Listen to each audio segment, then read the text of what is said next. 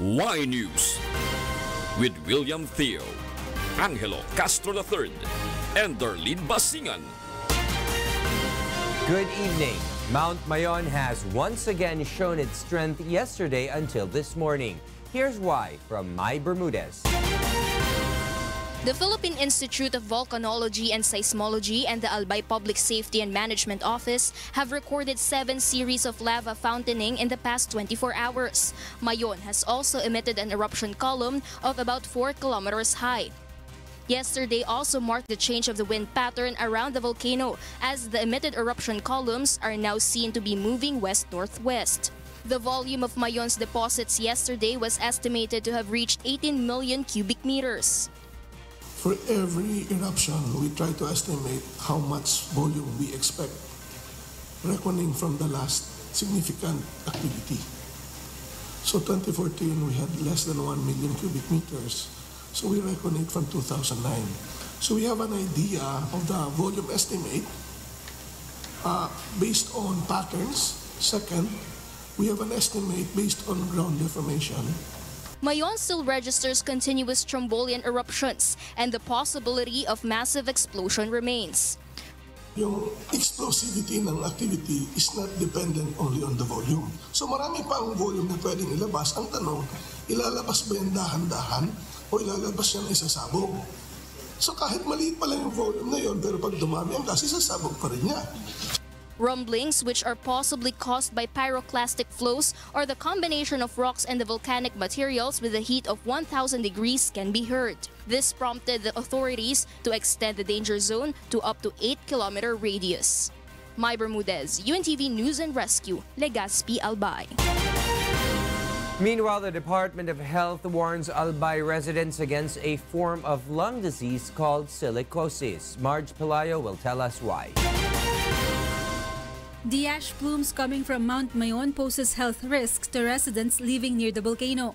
Health authorities say inhaling the volcanic ash may lead into a form of lung disease called pneumono-ultramicroscopic silicovolcanoconiosis, or commonly known as silicosis. Silicosis occurs when an individual inhales silica dust, which comes from volcanic ash. Volcanic ash is composed of pulverized rocks, minerals, and volcanic gases that are too dangerous for the human lungs. Since Mount Mayon began to spew ash plumes, Shaina Lynn and her family members started to experience difficulty in breathing and itching in their throat. Siguro nga sa paglanghap ko ng ng abo, kasi hindi ako nagtakip ng mask nung pagsundo ko sa anak sa Kabangan dati.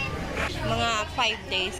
Dr. Noli Arevalo, the director of the Department of Health Region 5, explains Shaina Lynn and her family members are experiencing symptoms of silicosis. This include extreme coughing, chest pain, and fever. Ang pinakatalagang unang-unang mararamdaman is irritation of the nasopharyngeal area and probably pagbaba sa lungs, so tracheobronchial tree, pagbaba sa lungs. Dr. Arevalo notes the said lung disease may affect anyone, even children or elderly. Aside from wearing face masks, the residents are also advised to use protection for their eyes and skin.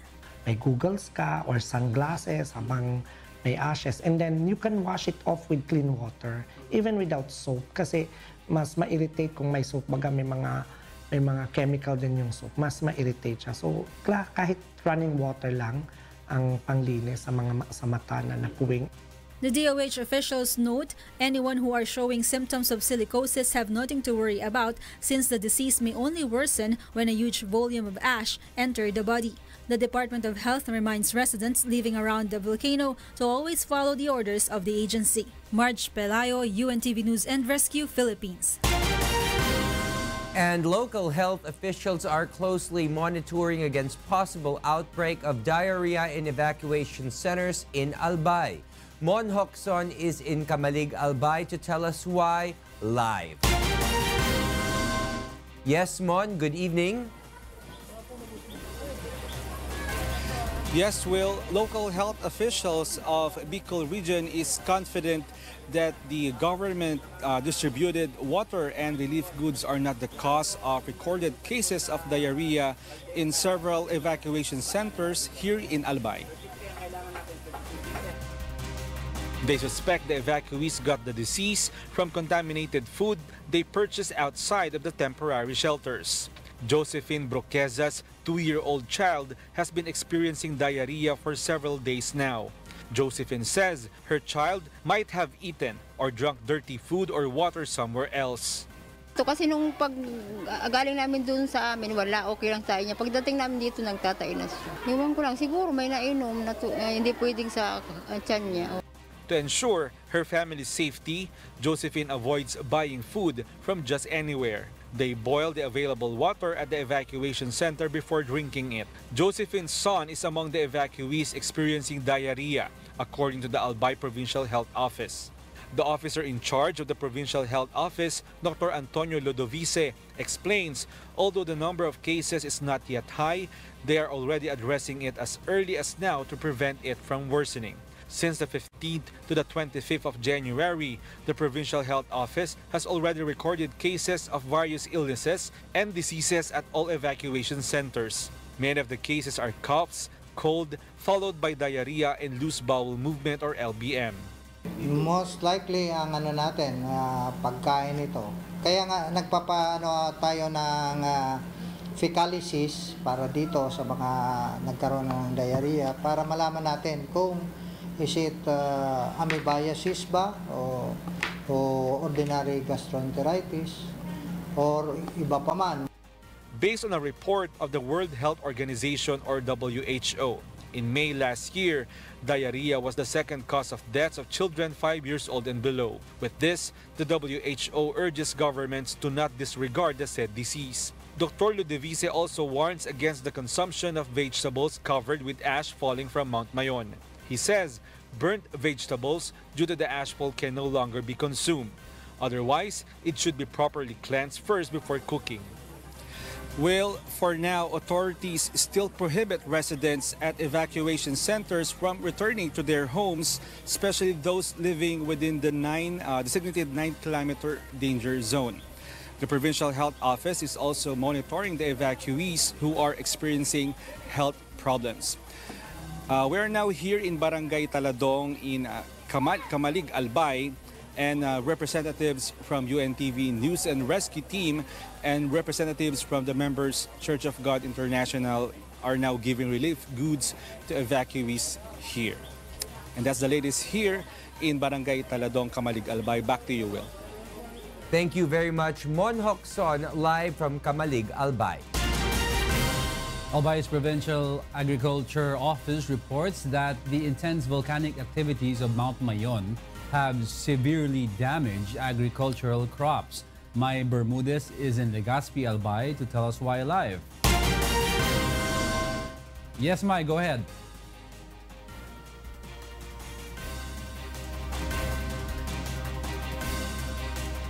Due to Mayon's volcanic activity continues to rise. In the initial report of the Provincial Agriculture Office, almost 100 million pesos worth of agricultural crops have been damaged since the volcano erupted 2 weeks ago.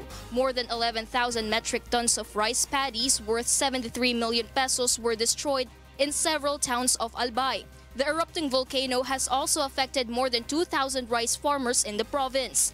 The ashfall triggered by Mount Mayon's activity has damaged 35,000 metric tons of vegetables and root crops worth 19 million pesos, which affected 3,000 vegetable farmers. Mayon's activity also damaged 291 metric tons of corn worth more than 6 million pesos, thus affecting 190 corn producers. It covers the cities of Tabaco and Legazpi, as well as the towns of Santo Domingo, Malilipot, Daraga, Kamalig, Ginubatan, Ligao, Pulangi, and Uwas. According to Florencio Adonay of the Provincial Veterinary Services, farm animals are also in danger due to the ash falling from the volcano. Dalawang bagay po ang epekto ng abo sa hayop. Directly, inhalation, marami po akong na-necropsy or na-autopsy na hayop, 2014 eruption. Yung baga po, yung lungs ng hayop, pag na-inhale ay punong-puno, and that is foreign body pneumonia we call, at mamamatay po ang baka in 2 days. Wala ka naman magagawa kasi wala ka naman itatanim. Ng asphalt, wala kang magagawa. Ay walang makain. Kukuha ka ng damo sa tabi ng palayan, ugasan mo, papakainin mo. Yes, Diego. Now the Provincial Safety and Management Office of Albay is now coordinating with the Technical Education Skills Development Authority or TESDA and the Department of Labor and Employment in determining the kind of livelihood assistance that they will give for the affected farmers. And those are the latest updates here in Albay. Thank you, Mai Bermudez, reporting live from Legazpi, Albay. 400 of the hospitalized children who received Dengue vaccine were tested positive for dengue infection based on the examination of the Department of Health. Here's why from Aiko Miguel. Based on the figures released by the Department of Health or DOH yesterday, from March 2016 until January 2018, 725 children had been hospitalized due to the adverse effects of the anti-dengue vaccine Dengvaxia. More than half of them were confirmed to have contracted dengue. The DOH is also examining 26 Dengvaxia-related deaths. From March 2016 to January 19, the reported deaths was 21. But from this week, since last week until this week, we have another 5 deaths. So a total of 26. Meanwhile, experts from the UP-PGH conducted another meeting to finalize the report it will release in line with the clinical analysis it conducted on the anti-dengue vaccine. The DOH Region 11 also calls on private pediatricians to submit the list of their patients who received the controversial Dengvaxia. Although the region of Davao was not part of the pilot testing area, 200 children there were vaccinated by private doctors. So ang atong gibuhat, nagsuwat ta sa ilang asosasyon, ang Pediatric Society, kay sila man kasagaran ang nagabakuna, no? So nagsuwat ta sa ila ng hangyo ta nga palihog, provide mi og listahan. Meanwhile, former Health Secretary Janet Garin has once again emphasized that she is ready to face any liabilities in case the Dengvaxia vaccines can be proven to cause negative side effects to individuals without prior dengue infection. Sa parte ko naman is paninindigan ko na ito ay desisyon ng buong institusyon. Ginawa namin base sa datos na andyan dyan nung panahon na iyon at base sa batayan na patuloy na dumarami ang nagkakadengue at ito ay walang gamot. Aiko Miguel, UNTV News and Rescue, Manila. The Department of Transportation issues a public apology for the series of hitches in the MRT operations this week. And more recent of which is this afternoon's glitch. Asher Cadapan Jr. will tell us why. Around 500 passengers were offloaded the MRT3 between GMA Kamuning and Araneta Cubao stations at past 2 this afternoon. A video posted by netizens shows Bureau of Fire Protection personnel extinguishing the smoke that was billowing from one of the train's coaches. DOTR MRT3 Media Relations Officer Ali Narvaez says the smoke could have been caused by an anomaly in the electronic component under the seats of the said coach. No one was reported hurt in the incident and the said train was immediately returned to the MRT depot. The series of hitches in the MRT operations prompted the Department of Transportation to issue an apology to the public. Ay sinisiguro po namin sa publiko na ang MRT po ay safe. Mabilis pong na-i-address lahat ang dapat i-address and at the same time naibalik po namin kagad ang full service in just an hour.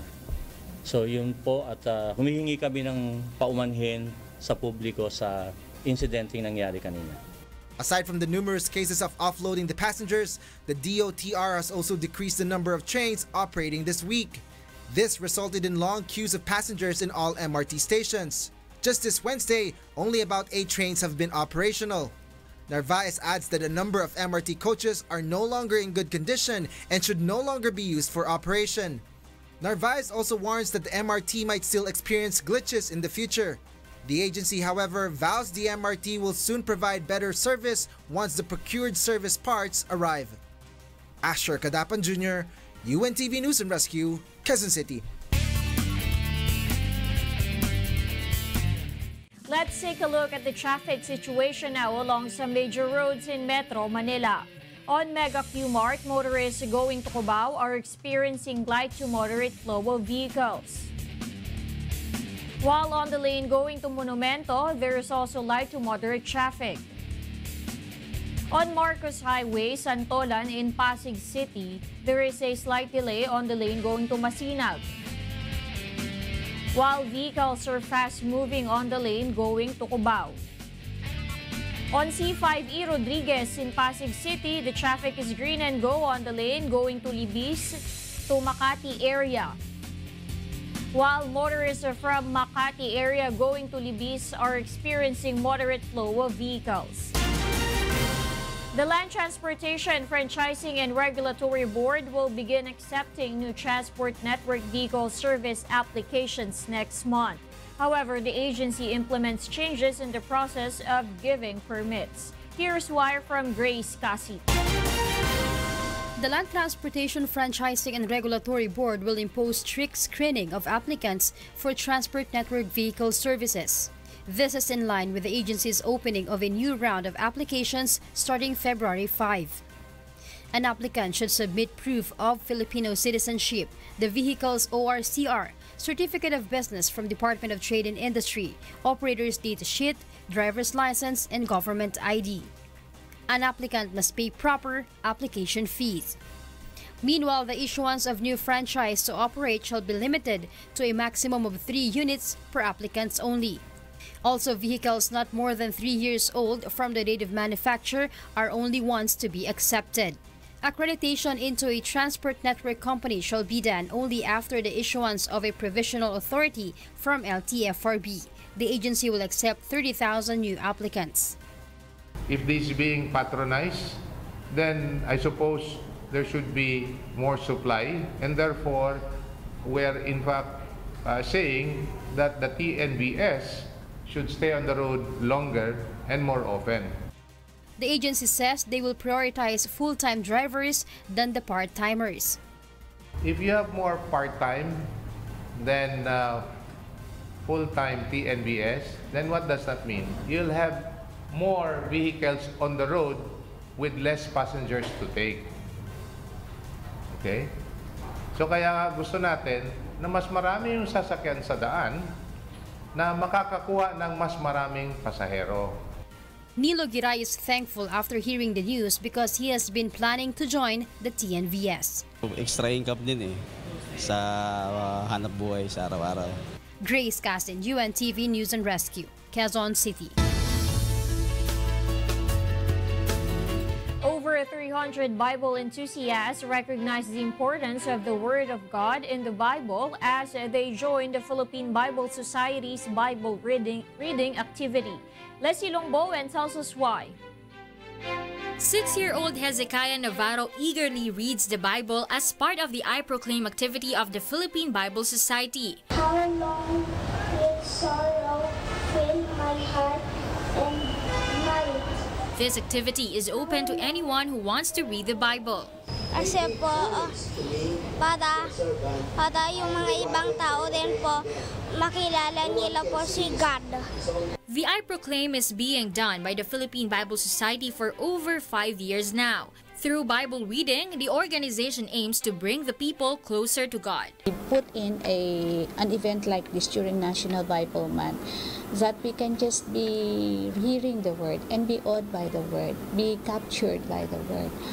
Because we believe that when we hear the Word, our faith increases, and the more that we know about God, the more it is that we love Him and appreciate Him. More than 300 participants in Manila took part in the activity. Well, magandang dahil makikita mo para sa isang tao na nilikha ng Diyos, para makita niya kung ano yung talagang yung gabay pang araw-araw sa pagbabasa ng Biblia. Sa akin personally, refreshing siya. Tsaka yung relationship mo kay God, nag-grow siya by reading the Bible. I Proclaim is just one of the activities of PBS this National Bible Month. Leslie Longbowen, UNTV News and Rescue, Manila. Next on Y News. President Rodrigo Duterte's official visit to India concludes today. The chief executive assures protection for Indian investors who want to make business in the country. Malacañang maintains the Philippines will not beg for foreign aid in its efforts to rehabilitate the war-torn Marawi City. The Bangko Sentral ng Pilipinas warns the public to be cautious about scammers riding on Bitcoin popularity. Y News will be right back.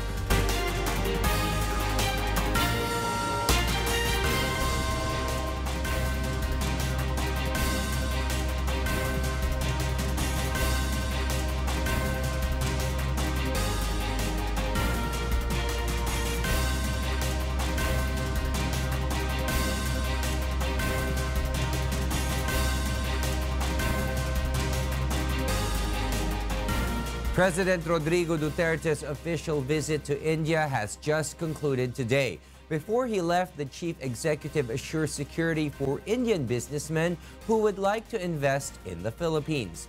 From New Delhi, India, Ray Pelayo will tell us why live. Yes, Ray, good evening.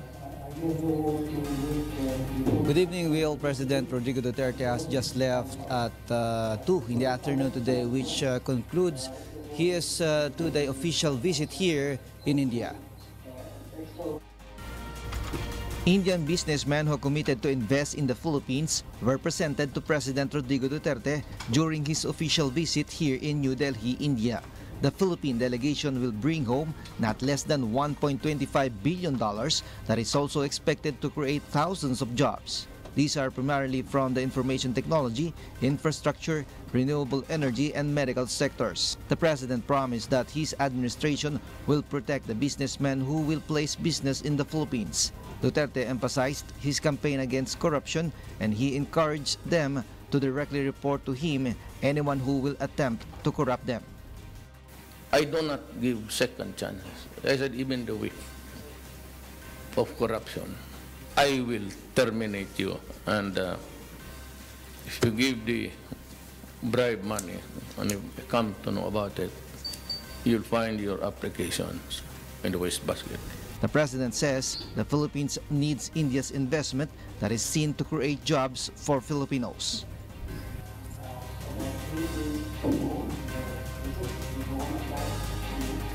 Will the president, however, discourage the Indian investors to traveling in Mindanao due to the ongoing peace and order situation in the region that prompted the extension of martial law? Will?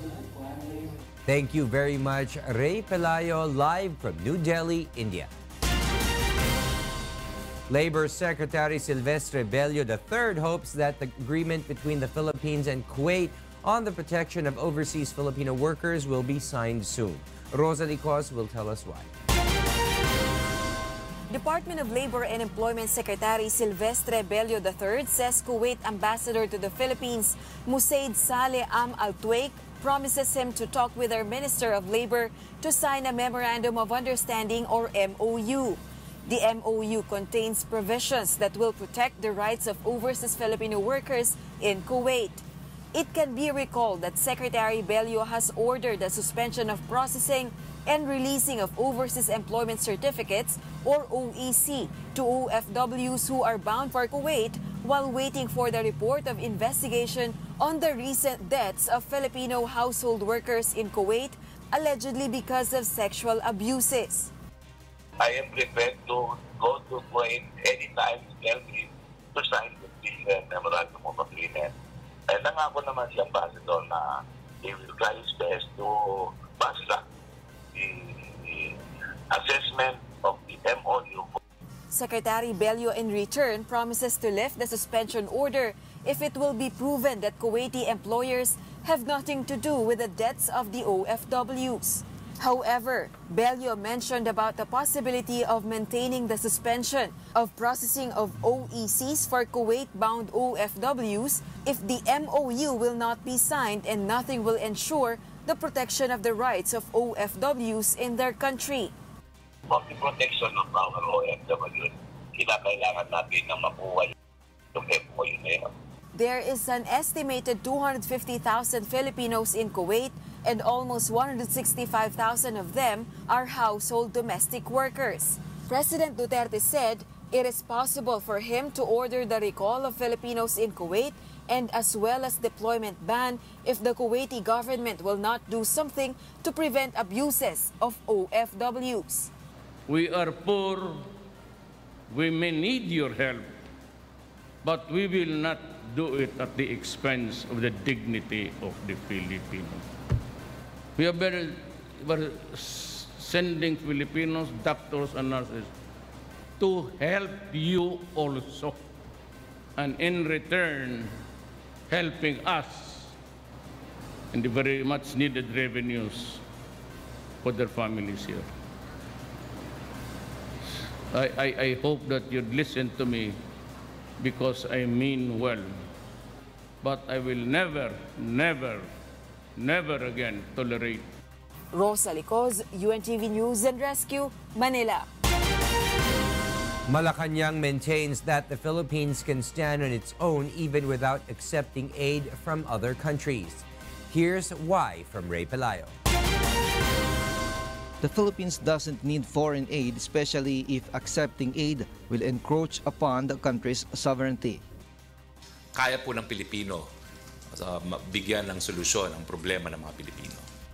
This has been emphasized by presidential spokesperson Harry Roque when asked about the new trade-related technical aid the European Union or EU was supposed to offer to the Philippines that the latter refused to accept. The EU aid was worth 6.1 million euros or almost 384 million pesos. Roque explains the growing economy of the Philippines can address the needs of Filipinos without depending on foreign aid. There's also the train, which was intended to create more jobs and create more economic opportunities for our people. According to Trade Secretary Ramon Lopez, Philippine officials expressed willingness to accept the aid being offered by the EU, but Lopez explains the two disagreed on the language used in the document, which he claims violated Philippine laws. So pag parang may issue pa doon, that sorts of touch on sovereignty, yun yung issue that has to be resolved. This is not the first time the Philippines refused to accept the aid offer of the European bloc. President Rodrigo Duterte initially announced that under his term, the Philippines would not accept any aid from foreign countries that set conditions. It can be noted the EU is among the international bodies that strongly condemn the Philippine government's war on drugs. EU Ambassador to Philippines Franz Yazen also confirms that aside from the offered 6.1 million euros, the Philippines might also refuse to accept the 40 million euros or 2.4 billion peso aid for the implementation of the renewable energy projects that were supposed to be used for the construction of solar power plants in Mindanao. Secretary Roque also confirms that the EU invited President Duterte for a dialogue during the 12th Asian-Europe meeting in October. Roque, however, says the President is still thinking about it. We need to be very clear on what benefits the Philippines will get from such a visit. It must not be too expensive, no? Ray Pelayo, UNTV, News and Rescue, New Delhi, India. The government maintains it will not beg for donations from other countries to rehabilitate Marawi City. Here's why from Rosalie Cos. China has pledged to donate 1.05 billion pesos to the Philippines for the rehabilitation of Marawi City. Task Force Bangon Marawi chairperson and housing czar Eduardo del Rosario says that China voluntarily offered the donation with no strings attached. The official insists that the government will welcome any form of help from other countries but will not beg for it. Filipino independence ang sinasabi ko, and we will never beg. Kung gusto magbigay na ibang bansa, please give without conditions. The official also says the fund will be used for the construction of a sports complex, central market, bypass roads, bridges, and for the procurement of 6 fire trucks. Meanwhile, developers will submit to the government their unsolicited proposal for the rehabilitation of the most affected areas in Marawi City next week.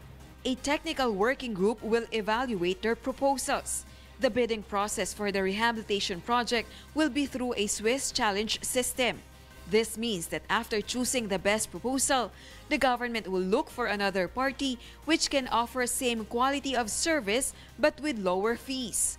Talagang bababa for the same quality para yung at the end of the day, ang gobyerno nagbenepisyo. Dahil nakuha natin yung lowest project cost with the same quality. The government is set to release in March the comprehensive rehabilitation and reconstruction plan for the most affected areas in Marawi City, which are composed of 24 barangays. Rosa Licoz, UNTV News and Rescue, Manila. An expert says the use of Bitcoin and other cryptocurrency is technology and not a way to earn money. Meanwhile, the Bangko Sentral ng Pilipinas warns the public to be cautious about scammers who are riding on Bitcoin popularity. Rodrigo Mendoza will tell us why. Bitcoin is the currency used in blockchain technology, which enables users to share their record of transactions, according to an expert. In an interview with Get It Straight with Daniel Razon, Miguel Coneta of SCI.ph says Bitcoin is a network which can be used for faster and cheaper transactions online. Among other cryptocurrencies, the virtual currency Bitcoin is the most popular among many people today. An expert says it is just an aspect of this blockchain technology. Tulad namin, nakaisip kami ng ways para gamitin siya for remittances. Nakaisip kami ng ways para gamitin siya as a payment mechanism for mga merchants, for mga people that want to buy and sell stuff online. Pag-aaralan yung technology. And then makikita nyo na in this technology, may currency siya. Yung currency na yun, yung tinatawag natin na Bitcoin, yun yung pinagkakagulo ng mga tao ngayon. For Coneta, Bitcoin is not an investment scheme, and whoever wants to buy Bitcoins should study it diligently. Hindi talaga siya a way to earn money. It's not, it's really, the main purpose of the technology is a value transfer mechanism. Ngayon, if you want to save money in Bitcoins, you have to understand na taas-baba yan, hindi siya palaging taas. Meanwhile, the Bangko Sentral ng Pilipinas warns the public to be cautious about scammers who are riding on the popularity of Bitcoin. They will usually offer incredibly high interests for an investment in their Bitcoin mining. Kasi nga marami sa mga kababayan natin madaling maniwala sa nakikita sa social media, sa online, and then pag na-deposit na nila yung pera, naka-block na sila. BSP advises the public to buy or sell Bitcoins only from licensed virtual currency exchangers. So far, there are only 2 in the country, SCI.ph and Coins.ph. Rodrigo Mendoza, UNTV News and Rescue, Quezon City. Former Chief Justice Renato Puno has been designated as chairman of the Consultative Committee asked to study the revision of the 1987 Constitution. The former Chief Magistrate's role in the said committee is seen as very vital to the study. Here's why from Rodrigo Mendoza. Malacañang yesterday released the names of the members of the Consultative Committee tasked to study the revision of the 1987 Constitution. This is part of the process in amending the basic law in relation to the planned shift to federalism. Former Chief Justice Renato Puno was chosen as chairman of the committee. His role will be vital to the result of the study. In a previous interview with Get It Straight with Daniel Razon, CJ Puno has already shared some of his insights on federalism. He preferred a model which is already familiar among the Filipinos, such as that of the United States. But he said it would still be better if the system of government will be patterned to the needs of the country. Because for him, it should be a solution to the perennial problems of the country such as poverty and rebellion in Mindanao. Hindi lang naman po yan kukuha ka ng isang modelo galing sa ibang bansa at sasabihin mo ito yung kopyahin natin. Ang mangyayari po niyan ay gagawa tayo ng sarili nating mga models, yung tinatawag na hybrid, na contextualize sa pangangailangan ng Pilipinas. Parang i-customize na doon sa kailangan natin. Yes. Another issue is wealth sharing among rich and poor states. Puno said there should be a cooperative federalism when instead of competing, states are helping each other. Sa akin, ang dapat nating model, yung cooperative para yung malakas na state, hindi agrabyaduhin yung mahinang state. At ang totoo doon, dapat yung malakas tutulungan yung mahina. Exactly. Kanya sa federalism, meron tayong tinatawag na equalization fund. Ayan, manggagaling sa federal government, manggagaling sa mga malalakas na states, para yung mga mahihinang state, maahon. Matulungan naman sila. He already had an answer whether the Senate will be abolished under federalism. Mawawala na ho ba ang Senado at Kongreso? Depende po sa ating gagawing o hanapin na modelo. Hindi po mawawala yung executive tsaka yung legislature. He also wanted a new system to provide solution to the problem on political dynasties and to deter the so-called political butterflies. CJ Puno has also commented about the timeline on the shift to federalism. He wants it done or at least get rolling before President Duterte's term ends in 2022. Palagay ko po dapat matapos during his administration dahil sa aking palagay, kung mayroong isang taong makakatulak lahat nitong changes na ito ay si Pangulong Duterte. Ideally, within his administration. Pag tapos ng term niya, talagang ready na tayo sa federalism. Puno would just let Malacañang and Congress decide on what mode of revision will be used, either by a constituent assembly or through a constitutional convention. Sa ngayon, parang con-us. Pero maaari pa rin baguhin yan. Maaari pa rin sabihin nila, ang gawin na lang natin yung constitutional convention. At maaari rin nilang gawin yung constitutional convention na hybrid na ginawa naman sa ibang bansa. Yung constitutional convention na kalahati elected, kalahati appointed. The former chief magistrate said the last say will still come from the people when the proposed revision is presented for a plebiscite. Rodrigo Mendoza, UNTV, News and Rescue, Quezon City.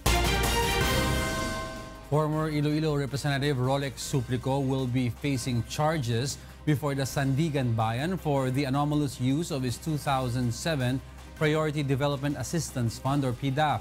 In a resolution, Ombudsman Conchita Carpio Morales found probable cause to charge Suplico with violation of Republic Act No. 3019 or the Anti-Graft and Corrupt Practices Act. Also charged as co-accused are Antonio Ortiz, Director General of the Technology and Livelihood Resource Center or TLRC, and Alfredo Ronquillo, President of Aeron Foundation Philippines Incorporated. Records show that before the 2007 elections, Suplico received close to 15 million pesos as part of his PDAF. In a report prepared by the Commission on Audit, the PDAF amount remains unliquidated. The internal cleansing efforts of the Philippine National Police have unmasked some personnel of the police force. Victor Cosare will tell us why. Out of the 180,000 Philippine National Police personnel nationwide, 293 were found to have been using illegal drugs. Based on the latest tally of the PNP Internal Affairs Service, from July 2016 to December 2017, 119 police personnel with PO1 rank topped the list of drug users. PO2 rank placed second with 88 drug users, followed by PO3 rank with 57, SPO1 with 23, and SPO2 with 10. The tally also showed one police superintendent who was found to be hooked on drugs as well. Spot checks, spot testings, mandatory testings, well, it's ongoing, and little by little names are being added. NCRPO had the most number of users at 39, followed by Police Regional Office 4A with 34, Region 9 with 28, Region 3 with 26, ARMM with 25, Region 7 with 22, and Region 13 with 19. The Police Regional Office in Cordillera, on the other hand, recorded 0 drug user. PNP-ES Deputy Inspector General Leo Angelo Leuterio reports that from the 293 who were tested positive of illegal drugs, 221 were recommended to be dismissed from the service, including the one with the position of police superintendent. These people were charged with the offense of grave misconduct, the punishment of which ranges from 6 months suspension to dismissal from the service. Leuterio adds that the PNP-ES will continue with its internal cleansing efforts until they have rid the PNP of underhanded personnel. Victor Cosare, UNTV News and Rescue, Philippines. Bureau of Customs Commissioner Isidro La Peña is confident that PDAF will achieve its target revenue collection this year. Raja Ladora will tell us why. Bureau of Customs Commissioner Isidro La Peña targets to increase the agency's revenue collection this year. They aim to collect around 598 billion pesos this year, which is 131 billion pesos more than the 467 billion target revenue last year. According to La Peña, the said target is achievable if TARA system in the agency will stop. I say that we can hit that target, 598 billion. BOC will also form an anti-smuggling task force to operate against corruption within the Bureau. The task force will also coordinate with other law enforcement agencies like Coast Guard and Philippine National Police. La Peña explained that it will be the same task force of the past administrations, but they will make sure that it will be more effective. The functions are the same, but maybe the implementation may be different. Rigel Adora, UNTV News and Rescue, Manila. The eruption of Mount Mayon did not stop the wedding of a young couple in Albay, which they say love indeed conquers all. Robbie de Guzman will tell us why. Micah says many urged them to cancel their wedding due to the erupting Mayon volcano, but the couple refused. In fact, many of their visitors were not able to attend their wedding due to the canceled flights going to Bicol.